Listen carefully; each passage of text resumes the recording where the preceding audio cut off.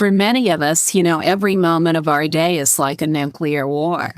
We've got this huge feeling going off over here that we're trying to quell, so we won't say that thing that's on the tip of our tongue that we want to say to the rickshaw driver or the shop owner or our spouse or our best friend or our worst friend or, whatever it is. It's always this battle going on, the battle between thoughts, the battle between emotional states. And all the while, this is just what we take ourselves to be. It isn't really the reality of our being. My only suggestion is to really rest, to be naturally at rest is the ease of your being, to know that the ease that you experience in this room is the reality of what you are all the time. It doesn't depend on where you are, who you're with, what kinds of thoughts you have going on, what kinds of emotional states or sensations you have going on. The ease of your being is the ease of your being as all that thing. Those things. So you see all of these some things, their only origin, cause, nature, underlying basis, or support is all-inclusive awakened awareness. So when we get down to the heart of the matter, as each of these perceptions, we find ourselves to be pure space. And then our ideas about this little mind, body, and speech that we thought we had, that are so confined by all these perceptions of what we've taken ourselves and others to be, it doesn't look like that anymore. We know that that's not its reality. Its reality is the vast expanse of infinite space. Our body, speech, and mind, too, have never been corralled into the shape of a body. They've never been corralled within a skin line. Our body, speech, and mind are vast like infinite space and contain all the immense power and force, the enormous potency of that space. All in the natural ease of our being, so it's not like we have to join a boot camp for awakening and work for eons to be what we already are. You know what boot camp is? That military activity where people join the military and then there's an intensive period of time where everyone learns how to be a soldier. And they go through I've never done it myself, but I've seen it on television and I've read about it. And then they carry like 100-pound pack or even heavier, and plus that a huge automatic weapon. I have no idea how much those weigh. And then they put on all their military clothes, their helmets and all their clothes, camouflage clothes, their big boots, and then they march, like for 20 miles. 20 miles carrying all this weight. And then, they probably have to stay up all night doing calisthenics. This is boot camp. But you see, this isn't required for awakening because this is what we already are. So you see, if we enlist in a boot camp of awakening, all we're going to do is cause ourselves a lot of unnecessary suffering, a lot of seeming causes that are leading to a seeming effect for that which is beyond cause and effect. So as long as we're trying to drum up causes to affect awakening or enlightenment, then we're just accumulating more points of view or objective support about what enlightenment is. But, if we want to do that, it's fine, too. Just rest while you're doing it. Please be at ease while you're involved in all the beautiful practices, pujas, meditations, mantra repetition, chanting, writing code for eBay, or, whatever it is you're doing. Just know that whatever your sadhana is, it's your sadhana. It doesn't have to be some special thing. The greatest mantra that ever was rest naturally without seeking anything. The ease of your being is the greatest mantra. The mantra that has no sound, space, dimension, light, or any other quality. There's the greatest mantra and the greatest puja and the greatest meditation or the greatest code ever written.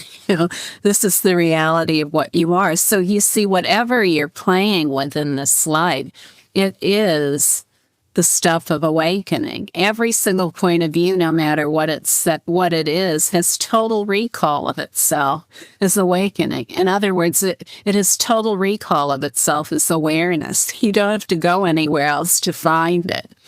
It's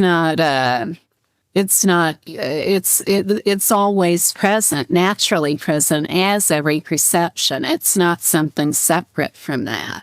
So to look outside anything other than what is for the reality of awakening is to constantly be beating your head against the wall, to be quite frank. Because you see, each point of view, each perception, each sensation, each thought, each emotion, no matter what it is, it has total recall of itself as awareness, because all it is awareness. The vivid appearance of awareness, yes, but still awareness. So another way to look at this is that awareness, vast as infinite space, is like the expanse of the sky. The color blue is inseparable from the sky. Just so all the perceptions, points of view, whatever you want to call them, are inseparable from awareness. So to look for awareness outside of a perception is to be lost, continuously lost, looking for something that's only right here. Everything is contained in everything. So you see, no matter what it is we're doing, baking bread, plumbing, being an electrical worker, being a monk or a nun or whatever, what are people called who live in ashrams? Inmates. Inmates. Inmates, really? Okay, well, I can't argue with that. I'm not going to elaborate it. But you see, even the perception of inmate, and his total recall of itself is awakened awareness. Or, even the perception that someone's a great being and I'm an ordinary nothing. Both of those perceptions have total recall of themselves as awareness. So you see, there's no getting out of awareness. No matter what perception you run to, looking for comfort, solace, or support, it'll only be awareness, pure space. What could be funnier than that? Constantly looking, I've got to get some new perceptions to prove that I'm enlightened or awakened. You see, all the perceptions that ever were, they already are included within the vast expanse of your own awareness. And they all are your own awareness. So any perception that you're entertaining, it only is your own awareness. It only is that vast expanse and nothing else. So a perception, it doesn't have a shape, by the way. No matter how much we might think anything has a shape, just rest naturally for a while and you'll come to the conclusion that just like the banyan tree and its seed that is uncreated pure space, that's so about everything, no matter how solid it may seem, the wall or anything else, or maybe space seems like something you can't comprehend or do anything about. Well, when you find yourself flying into space, then you have a new reality of what you are. It's a reality that's always been. It just may be new or fresh to you. Or like my granddaughter Caitlin, 5 years old. When she was 5, she's 15 now. She could take 2 8-inch boards and put her hand right through them.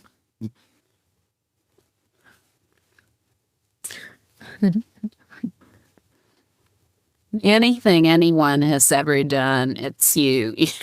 So if there are all these kinds of perceptions of something that someone has done that you think is really exalted or wonderful, they've been a great saint, or they can fly through space or walk through a wall or liberate millions of people or whatever it is, all of those perceptions, no matter what they are rooted in your own awareness. And that awareness is the reality of your being. Just know that being is yourself. So if you feel drawn to get caught up in some kind of limited identity of yourself, you don't have to do anything about it. Just rest. Just rest and don't allow the story to spin out into who knows what. But even if the story does spin out into who knows what, never stop resting. That's the ease of your being. Because at some point you'll have to realize that every story that ever was that you've told or anyone else has told, and all the stories now, all the stories to be told in the future, they're all pure space too. So, there's nothing really that you have to restrict about yourself. Nothing at all. Nothing at all. You don't have to, there's nothing that needs to be pushed into a certain shape in order for you to be who you are. You already are who you are. And the more you do to try to figure out who you are, prove to yourself who you are, the less likely it is that you'll ever have the total ease and comfort of being who you are. Just like that little fly there, That little fly has never taken itself to be a fly. Never. It's never said, yeah, I'm a fly now. I'm not pure space anymore. I'm a fly. And I just landed on Candice's nose. And it doesn't have any stories. It's just pure space. Just pure space. It's not even flying around or anything. It doesn't have any descriptions. It doesn't need any objective supports to keep going. No points of view to support it and keeping going. And that's how we are, too. We're just like a little puppy dog wagging its tail or chasing its tail. No different. We've never really taken ourselves to be anything, so it's easy to give up that pretense. Because you see, infinite space has never taken itself to be anything other than infinite space.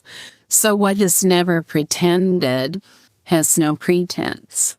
But we can only know that through complete ease, but not, ease as, oh, I'm going to be at ease now. I'm going to rest naturally. I'm really going to force this on myself. It's just the ease of what's right here. Know that beautiful ease that you experience, that is your direct experience, is the complete ease of your body, speech, and mind.